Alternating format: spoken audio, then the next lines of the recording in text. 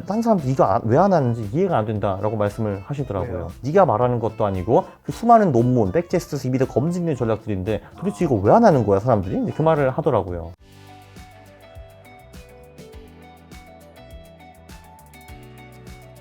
이번에 이제 작가님 평생 저축밖에 몰랐던 66세 임여사 주식으로 돈 벌다 이 책 신간을 내셨는데 이게 실제로 66세인 어머니를 가르치면서 쓰신 책이라고 들었는데 실화 있는지랑 어머니에게 어떻게 좀 투자를 가르치게 되신 걸까요? 당연히 싫어하고요. 작년 여름 휴가제가 가기 전에 엄마가 와가지고 주식을 가르쳐달라고 하시더라고요. 잠깐 나 일단 휴가 갔다 올게 하면서 생각을 해봤죠. 내가 이거 할까 말까? 당연히 해야지 라고 생각을 했습니다. 왜냐하면은 일단 뭐 첫 번째 효도라는 게 제가 보기엔 용돈을 드리는 것보다는 직접 그 돈을 벌 수 있게 그 방법을 가르치는 것이 이제 훨씬 더 큰 효도라고 생각을 했어요. 왜 그 성경에도 뭐 그 말 나오잖아요. 뭐 고기를 그 주는 것보다는 고기 잡는 법을 알려주는 것이 좋다라는 뭐 그런 말이 나오잖아요. 일단 그렇게 생각을 했고 제가 좀 또 외동아들이거든요. 그 엄마가 부를 축적하면 다 내 거잖아 나중에 이제 그런 것도 있고요. 네. 그리고 이제 엄마의 노후가 풍요로우면은 당연히 저한테도 그렇죠. 이제 훨씬 더 좋죠 이제. 그렇죠. 예, 그렇죠. 그 내가 이제 퀀트 책을 써가지고 내가 맨날 쉽게 썼다고 자부를 했는데 맨날 사람들이 와가지고 너무 어렵다라고 하는 거거든요. 근데 야 그래 오케이 그러면 우리 엄마까지 이해할 수 있을 정도로 이제 쓰면은 진짜 입문사가 되겠지. 오케이 베스트셀러 이렇게 해가지고 쓰게 되었습니다. 그러니까 이제 한마디로 제 이기심과 엄마가 요구했던 교육이 너무나도 잘 이제 맞아 떨어졌던 거죠. 그래서 콜 해가지고 쓰게 되었습니다. 그래서 한 10번 정도 집에 가가지고 이제 일요일마다 가서 이제 밥을 먹고 한두 시간 정도 교육을 실시를 했죠. 그 중간에 숙제도 많이 내주고 책도 많이 읽게 하고 백테스트를 돌리게 하고 되게 아주 하드하게 엄마를 트레이닝 했습니다. 근데 퀀트 투자는 이제 모르는 분들 가볍게 일단 설명 한 번만 해주시고 넘어간다면 이제 퀀트 투자는 저는 이제 늘 이렇게 표현을 하는데 내가 요리를 하나도 못 하는데 요식업으로 성공하려면 어떻게 해야 되는가라고 이제 질문을 하게 되는데 레시피를 알아야죠. 그렇죠. 근데 그 실제로 그렇게 하신 사장님들이 있대요. 그러니까 한마디로 5스타 호텔에 셰프를 고용해가지고 맛집 투어를 이제 쫙 시키는 거예요. 그러면은 이제 맛집에 가가지고 먹은 다음에 레시피를 그분은 이제 프로니까 다 뽑아올 수가 있거든요. 그럼 그거를 사장님한테 갖다 바치면은 사장님은 그 맛집에서 좀 먼 곳에 가가지고 그 비즈니스를 시작한다라고 합니다. 그럼 기가 막힌 이게 맛있는 음식이 있으니까 당연히 잘 되겠죠. 실제로 이렇게 하신 분들이 있대요. 근데 이게 요리만 그게 되는 게 아니라 투자에도 이런 식으로 그냥 하면은 어느 정도 성공적으로 이제 성과가 나오는 그 레시피들이 되게 많거든요. 그래서 이제 그런 레시피들을 이제 저는 이제 만드는 사람이죠. 예, 그리고 고객 입장에서는 이제 만든 레시피를 이제 쓰면 되는 거죠. 이제 그대로 레시피대로 투자하는 것이 퀀트 투자라고 보시면 될 것 같아요.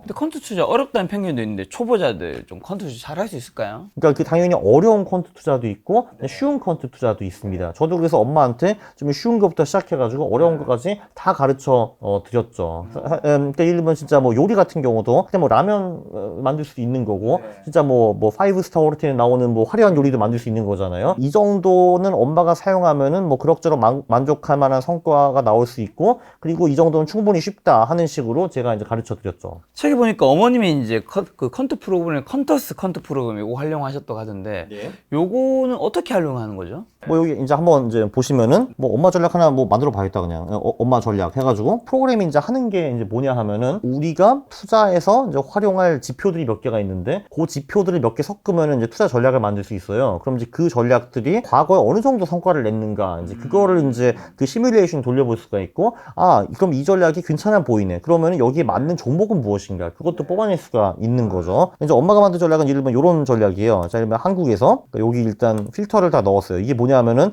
이런 기업들은 우리 수익 증진에 도움이 별로 안 되는 기업들이에요. 예를 들면 뭐 적자 기업 이런 거 다 필요 없잖아요. 근데 기업이 왜 적자를 내요? 돈을 벌어야지. 그리고 이제 관리 종목 이런 것도 다 쓰잘데기 없는 기업들이죠. 왜냐면은 관리 종목은 거래소에서 이 기업은 좀 위험하기 때문에 거래 안 하는 게 어떻소? 라는 기업들이니까 굳이 거래할 필요는 없는 거잖아요. 이런 거 다 빼버리고 그리고 이제 저 같은 경우는 소형주에 주로 투자를 하죠. 왜냐면 소형주의 수익이 대형주보다 압도적으로 높거든요. 그래서 일단 이런 식으로 기본 필터를 좀 걸어가지고 이제 한국의 주식이 2,000개 있는 거를 일단 확 좀 제한을 이제 해봅니다. 그 다음에 되게 이제 상식적인 이제 필터들을 썼어요. 이제 퍼랑 PBR 이런 거 한마디로 이제 우리가 사고 싶은 기업들은 좀 저평가된 기업들이 좋죠. 물론 퍼와 PBR가 낮은 기업이 정말 저평가되어 있는가 이거에 대해서는 오랫동안 왈가왈부할 수는 있지만 과거로 보면은 확실히 퍼와 PBR가 낮은 기업들이 수익도 좋더라고요, 확실히. 이런 거 있고, 근데 그냥 저평가된 기업보다는 그러니까 뭔가 이익이 성장하고 이런 기업들이 좀 좋잖아요, 그죠? 네, 그러면 여기 쭉 내려가가지고 그 영업이익 성장률이랑 매출 총이익 성장, 이게 엄마 전략이잖아. 그러니까 한마디로 그 우리가 그 찾는 거는 그러니까 저평가가 되어 있는데, 근데 최근에 뭐 영업이익과 매출 총이익이 많이 증가한 기업, 이런 기업들을 이제 찾는 거죠. 자, 그럼 이제 우리는 이제 이런 거를 할 수가 있습니다. 그러니까 우리가 처음에 1,000만 원으로 시작을 해가지고 이런 기업들에 20년 동안 꾸준히 투자를 하고 분기에 한 번 리밸런싱 정도를 했어요. 그러니까 20개 기업을 사가지고 이제 분기에 한번 갈아 끼우고 이런 식으로 투자를 한 거죠. 자, 그렇게 했으면은 이제 무슨 결과가 이제 나왔을까, 이런 거를 이제 분석을 할 수 있는 거죠.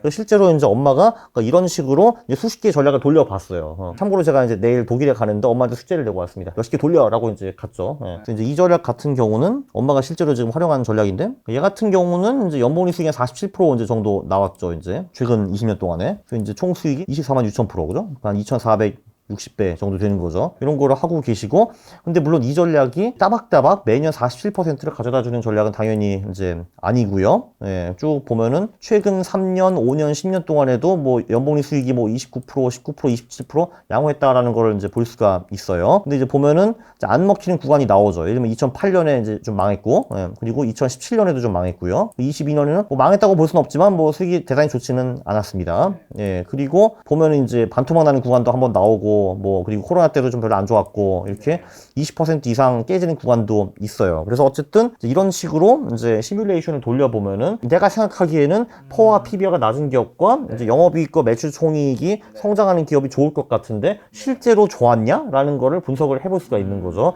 보니까 최근 20년 동안에 꽤 좋았네? 라는 걸 이제 볼 수가 있는 거죠. 그 다음에 야, 좋았다 하면은 이제 종목을 뽑을 수가 있죠, 여기서. 똑같은 전략으로 뽑는데 20개 뽑아볼까요, 그러면? 5천만 원?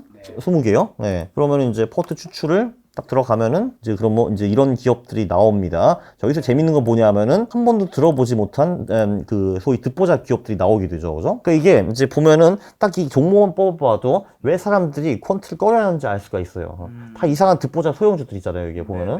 근데 이제 이 소형주에 대한 편견을 좀 깨야 돼요.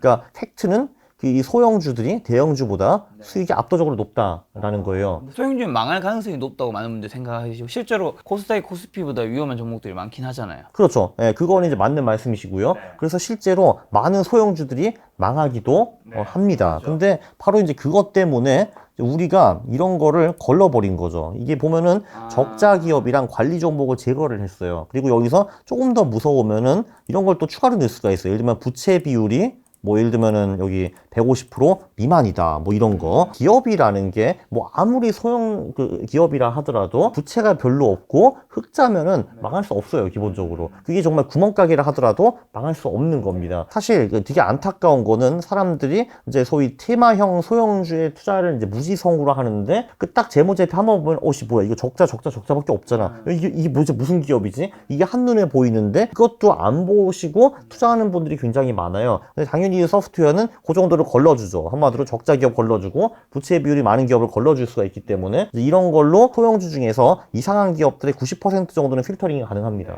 우리가 한두 개 소형주에 몰빵하는 게 아니라 뭐 한 보통 한 20개 정도를 사게 되잖아요. 그러면은 설사 내가 못 걸러가지고 망한 소형주가 나올 수는 있거든요. 그래봤자 한두 개일 뿐이에요. 사실 뭐 저도 투자를 거의 20년 했는데 제가 산 소형주가 상장 폐지당한 경우는 거의 없어요. 이 정도만 필터를 해도. 예. 엄마를 어제 만났거든요. 5월 10월에 어떻게 하라 이런 걸 했는데, 그러니까 그 책에 보면은 이제 개별주 전략이 나오고 추세 추정 전략이 나오거든요. 근데 추세 추정 전략이 한 달에 한 번 뭔가를 해야 돼요. 근데 그거를 하는 게 이제 우리가 몇 개월 해보니까 사실상 좀 무리라는 걸 알게 됐어요. 왜냐면은 사실 뭐 제가 뭐 PD 트레이너도 아니고 자 회원님 우리 5월 30일인데 리밸런싱 하셨습니까? 이런 거 제가 못 하거든요. 근데 저는 그런 스타일이 아니기 때문에. 그러면 엄마가 알아서 한 달에 한 번 그 포트폴리오 리밸런싱 해야 되는데 그거 잘 안 되더라고요. 그래서 올레더를 하자라고 이제 우리가 결정을 했습니다. 이제 결정을 어떤 식으로 했냐면은 5천만 원이라고 하셨죠, 그죠? 네. 자, 이렇게 올레더를 하는데 그 주식 비중이 20%예요. 그리고 자, 채권이 65%고 금이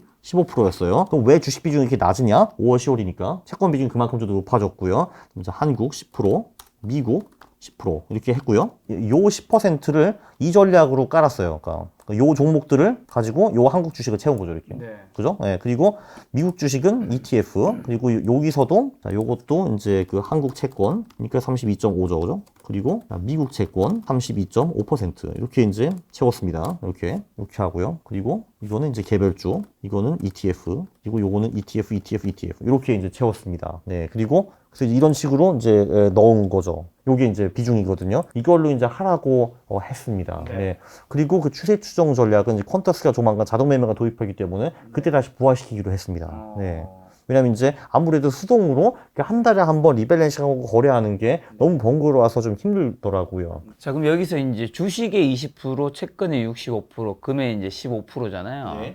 이렇게 분류한 이유는 지금 5월에서 10월은 주식장이 별로 안 좋다고 생각하시니까 채권과 금의 비중을 높인 거겠죠? 그렇죠. 이제 확률상 5월, 10월이 별로 안 좋고 11월, 4월이 좋으니까 그러니까 이때는 저는 이제 주식을 좀 낮추고 이제 나머지 자산을 늘리는 식으로 투자를 하죠. 근데 안 좋다 생각하면 주식을 그냥 빵 퍼센트로 가져도 되잖아요. 근데 보시다시피 올해처럼 좋을 때도 있거든요, 이게. 투자라는 게 사실 늘 빵프로랑 100%는 없는 것 같아요. 보통은 한 30에서 70% 중간에서 어딘가 움직이는데 당연히 내 확률이 낮다고 생각하면 배팅을 약하게 하고 내 확률이 높다고 생각하면 배팅을 세게 하는 것이 투자에서 제일 중요한 행위라고 저는 생각합니다. 그럼 이게 올해도 투자법이면 네네. 밑에 있는 채권이랑 금 같은 경우는 주식이 네. 50대면 이제 두 개 합쳐도 50%는 정도는 차지하는 거잖아요. 네. 50%는 여기 무게 비중 둔 이유는 뭘까요? 기본적으로 주식을 투자를 하면은 물론 이제 11월, 4월에 확률이 높기는 하지만 내가 100% 주식을 가면은 그 시간이 흐르면은 절대로 큰 손실을 막을 수가 없습니다. 그 큰 손실이라는 건 반토막이 온다든지 20%, 30% 정도 떨어지는 거는 너무 이제 자주 있는 일이기 때문에 절대로 주식에만 투자하면 그걸 막아버릴 수가 없어요. 그래서 그거를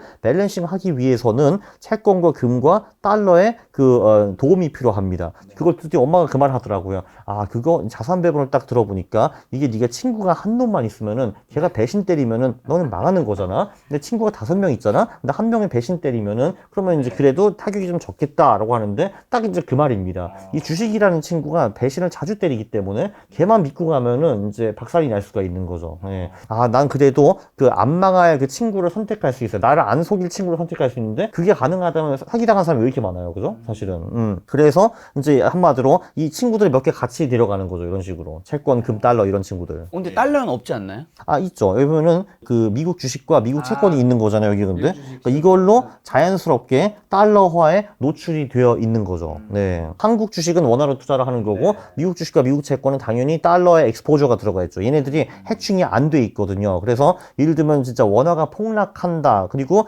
미국 채권이 오른다라고 하면은 그럼 우리 미국 채권에서 채권 수익률 플러스 달러 수익률 두 개를 다 먹을 수 있습니다. 근데 실제로 그런 식으로 이제 한국 경제가 이제 거의 망하거나 금융위기가 오거나 이럴 때 보통 미국 채권이 엄청나게 뛰어줘요. 왜냐면은 그 이제 안전자산이니까 돈이 몰리는 것도 있지만 게다가 달러화까지 수요가 막 생기고 원화가 급락하면서 보통 이제 한국 주식에서 손해를 보는 거를 미국 채권이 많이 메꿔줘요. 어머니 이 투자 언제 처음 시작하셨죠? 작년 11월에 시작을 하셨고 한 6개월 정도 하고 요번에 전략을 바꿨습니다. 그래서 지금까지 혹시 수익률은? 안타깝게도 대단히 높지는 않았는데 근데 그중 엄마가 목표로 하시는 게 그 연봉리 10%, MDD 10%라고 이제 목표를 하셨는데 뭐 MDD는 목표는 당연히 달성을 했고 그 10%를 반으로 이제 쪼개면은 5%잖아요. 근데 6개월 투자를 하셨거든요. 근데 그 언저리는 얼추 가 있어요. 그래서 솔직히 근데 이게 대단한 건 아니에요. 왜냐면 지수가 더 많이 올랐기 때문에 뭐 그것도 이제 우리가 말을 많이 했죠. 펀트 전략이 지수에 뒤지는 게 그 최대한 어느 정도 걸리는가. 뭐 보통 우리는 그걸 1년 반, 2년 뭐 이런 정도로 보고 있거든요. 그래서 이제 그 시간이 넘어가면은 엄마의 수익이 지수도 넘어서고 목표로 하시는 10%는 거뿐히 넘어갈 거라고 저는 생각을 합니다. 이런 그럼 펀드 투자 추천하는 투자자 분류가 있다면 어떻게 될까요? 제가 이제 이거를 이제 어르신인 엄마한테 추천한 이유가 있죠. 왜냐면은 제가 없더라도 그냥 레시피도 이제 굴려가지고 이제 음식을 계속 해 먹어야 드셔야 되는 거잖아요, 사실. 그래서 이제 그게 가능한 게 저는 퀀트 투자라고 생각을 했어요. 이제 물론 그거 뭐 가치 투자라든지 기술적 투자도 그게 불가능한 건 아닌데 그거를 위해서는 제가 가르쳐야 될 게 너무 많아요. 솔직히 저도 잘 못하고요. 가치 투자, 기술적 투자 이런 거. 퀀트 투자는 그 간단한 레시피가 몇 개 있기 때문에 야 이거 해 이렇게 할 수가 있거든요. 있거든요. 특히 이렇게 이제 노후를 준비하시는 나이가 드신 분들한테도 굉장히 어린다고 생각을 하고, 그것뿐만이 아니라 직장인들한테도 특히 좋아요. 직장인 기본적으로 시간이 별로 없잖아요. 그렇죠. 투자를 할 시간이. 그렇기 때문에 한마디로 이제 간단한 레시피를 그냥 계속 해먹는 거. 그게 제가 보기에는 직장인이 투자를 하는 가장 심플한 방법이라고 저는 생각을 합니다. 혹시나 어머니에게 투자, 이제 펀드 투자 이런 거 알려주시면서 네. 초보자들의 입장이나 이제 관점에 대해서 새로 알게 된 사실이나 뭐 느낀 점 같은 거 아무래도 가르쳐 주다 보면 알게 되는 게 있잖아요. 어떤 게 좀 있으세요? 아무래도 저는 책을 쓸 때를 제 관점에서만 썼고, 이제 물론 이제 저는 제 수준을 낮춘다고 생각을 했는데, 그게 안 되는 경우가 많더라고요. 사실 이제 엄마의 베스트 3는 이제 이거였어요. 주식이 왜 존재하는지 모르더라고요. 근데. 그래서 이제 그만했어요. 아, 그거는 그냥 부자들이 심심해가지고 그냥 투기하러 만든 거 아니냐? 라고 처음에 진짜 말씀을 하셨어요. 근데. 그래서 그때부터, 이제 그게 아니고, 옛날에 뭐 동인도 회사, 거기 이제 그 배를 만들기 위해서 자본을 만들어야 되는데, 그때 주식을 팔고 이런 거 설명을 했고, 그리고 재밌는 게 채권도 뭔지 모르시더라고요. 채권이라는 거는 돈을 이제 빌려주고 받고 뭐 이런 거 설명을 하고, 시가총액과 매출액에 이제 이제 구분을 못 하시더라고요. 근데 이게 사실 근데 우리 엄마도 박사거든요. 근데 박사학위 받으신 박사학위 받으셨어요? 박사학위 받으신 분이거든요. 심지어 독일에서. 근데 이제 사실 어떻게 보면 엄청 지식인이잖아요. 근데 그래도 이런 거를 이제 모른다라는 거 보면은, 그러니까 나한테 너무 당연한 것도 딴 사람한테 전혀 당연한 게 아니구나. 이제 소위 경제 지식이라는 것이 비전문가들한테는 굉장히 생소한 내용이 굉장히 많구나. 그런 거를 깨달아가지고 좀 이제 맞춤형 책을 써야겠다. 이런 식으로 이제 확실히 생각을 하게 되었죠, 이번에. 근데 뭐 비컨트 투자도 해도 된다고 작가님 말씀하신 것 같은데 혹시나 비컨트 투자할 때 꼭 조심해야 될 거, 명심해야 될 거 뭐가 있을까요? 그게 제가 사실 일부에 한 얘기인데, 비컨트 투자를 그렇게 나쁘게 보지는 않아요. 사실 우리가 일상생활에서 발굴할 수 있는 주식이 사실 되게 많잖아요. 사실 지금 이 공간만 봐도 저 카메라 만든 회사도 주식회사일 거고, 이 가구 만든 회사도 주식회사일 거고, 이 컴퓨터 만든 회사도 주식회사일 거고, 다 주식회사잖아요, 사실. 근데 그래서 여기서 충분히 아이디어를 얻고 투자를 할 수 있다라고 생각을 합니다. 근데 여기서 이제 중요한 거는 투자를 했는데 그게 될 수도 있고 안 될 수도 있는 거잖아요. 안 되는 거를 대비해 가지고 처음 배팅할 때 크게 배팅하지 않고, 야, 가격이 떨어졌다 하면 그냥 손절을 일단 해버리는 거. 근데 이게 보면은 잘 돼. 그럼 그때 오히려 추가 자금을 투자하는 거. 또 여기서 많은 실수가 일어나는 게, 내가 뭔가 좋은 아이디어를 내가 투자를 했는데 한 10% 20% 올랐어요. 아싸 해가지고 팔아버리는 경우도 되게 많거든요. 그래서 얘가 이제 10배 올라가면은 그때 이제 후회를 하는 거죠. 내가 애플을 100배 오르기 전에 발굴했는데 말이야. 그래서 얼마 보셨어요? 20%. 이런 경우가 되게 많거든요. 그것도 사실 큰 실수예요. 그 한마디로 엄청 오른 놈을 빨리 팔아버리는 거. 아이디어를 발굴해가지고 안 돼? 그럼 빨리 팔아버려. 올라가? 그럼 일단 냅두는 거.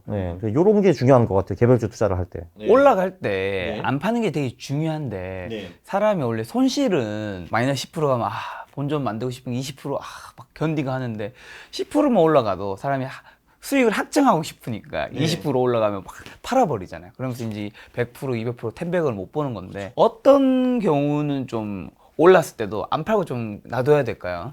기본적으로 여기도 본인이 룰을 하나 이제 세우기는 해야 될 것 같은데, 이동평균선 위에 버티고 있다. 그러면 이제 그냥 냅두는 경우가 이제 많은 것 같고요. 뭐 많은 분들은 뭐 150일, 200일 뭐 이런 거 이제 많이 보시는 것 같은데, 아니면 이제 뭐 전저점을 밑으로 돌파하지 않으면 그때까지 무조건 냅둔다. 뭐 이런 방법도 있는 것 같고. 아니면 뭐 재무제표에서도 뭐 재무제표는 저는 사실 좀 반대예요. 왜냐면은 보통 이제 가격이 떨어진 후에도 재무제표가 양호한 경우가 굉장히 좀 많기 때문에, 이제 예를 들면 이제 내가 보는 그 이동평균선을 하향 돌파하지 않았다, 차트해가지고 추저점 밑으로 저점 밑으로 떨어지지 않았다 하는데, 이제 미리 떨어질 것 같으니까 팔 필요는 없다라는 거죠. 그건 버텨야 되는 거죠, 사실. 혹시 작가님 투자 전략은 전에 출연했을 때랑 지금 뭐 바뀐 거 있으세요? 없어요. 네네. 개별주 연구를 하긴 하지만 결국은 투자를 안 해요. 저랑 성향이 안 맞더라고요. 저는 기본적으로 시장이 어떻게 돌아가는지 관심이 없더라고요. 네. 원래 주식 공부를 하면 세상 돌아가는 게 사실 관심이 생기는데 작가님이 이제 작가님만의 펀드 투자를 하기 때문에 근데 딴 이쪽이 더 재밌어요, 것보다는 저한테는. 펀드 투자가 훨씬 다른 투자보다는 좀 마음은 편하시겠네요. 어때 정해진 로직대로 딱딱딱딱 하는 거니까. 뭐 제 생각에는 가치 투자를 잘 하시는 분들은 그분들도 마음이 편할 것 같긴 해요, 사실. 뭐 잘 하시니까. 제 마음은 콘트 투자로 편하죠. 그거는 맞아요.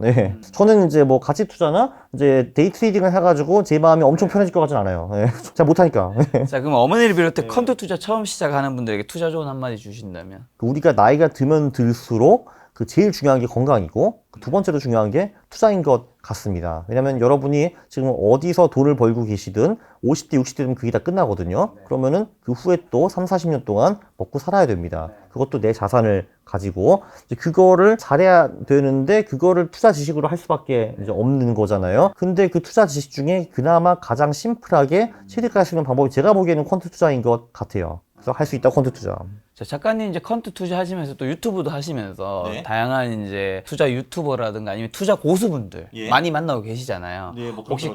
그분들 뭐 그렇게 다양하게 만나 보면서 느낀 뭐 투자든 뭐 삶이든 어쩐 인사이트라든가 뭐 노하우 공유할 만한 거 혹시 그런 관계 정도 있을까요? 제가 많은 분들을 만나면서 저와 똑같은 투자를 하는 사람은 제가 한 번도 이제 본 적이 없거든요. 그러나 그 모든 분들은 이제 본인의 방법에는 대가의 그 반열에 오른 거죠. 예. 이제 투자자가 100명이 있으면은 그 본인한테 맞는 방법은 100개가 있다라고 저는 생각을 합니다. 그래서 이제 본인만의 방법을 하나 찾아야 되거든요. 있는 고수들이 이제 어떻게 투자를 하는가, 이제 그거를 일단 스터디하는 건 되게 중요하다고 생각하는데 결국은 거기서 뭔가 그 자신만의 스타일을 만들어내는 거, 그게 저는 중요하다고 생각을 합니다. 그리고 재밌는 거는 투자는 절대로 이제 한 가지 방법이 있는 게 아니라 그 100개 스타일이 있으면 그 100개가 다 성공할 수가 있어요. 예. 이제 예를 들면은 제가 이제 B라는 사람의 스타일을 베꼈으면은 저는 보통 성공을 못 합니다. 예. 그거는 제 스타일에 안 맞기 때문에. 예. 그런 거는 확실하더라고요. 자기만의 투자법이 좀 있어야 된다라는. 그 소위 성공한 사람들은 다 자기만의 방법이 하나씩 있어요. 예. 알겠습니다. 마지막으로 그럼 지금 주식 투자하면서 가장 경계할 행동 하나만 좀 투자 조언 한마디 주고 가신다면. 개별주는 손절 안 하는 거고요. 예. 저는 비콘트보다는 콘트가 나은 것 같아요.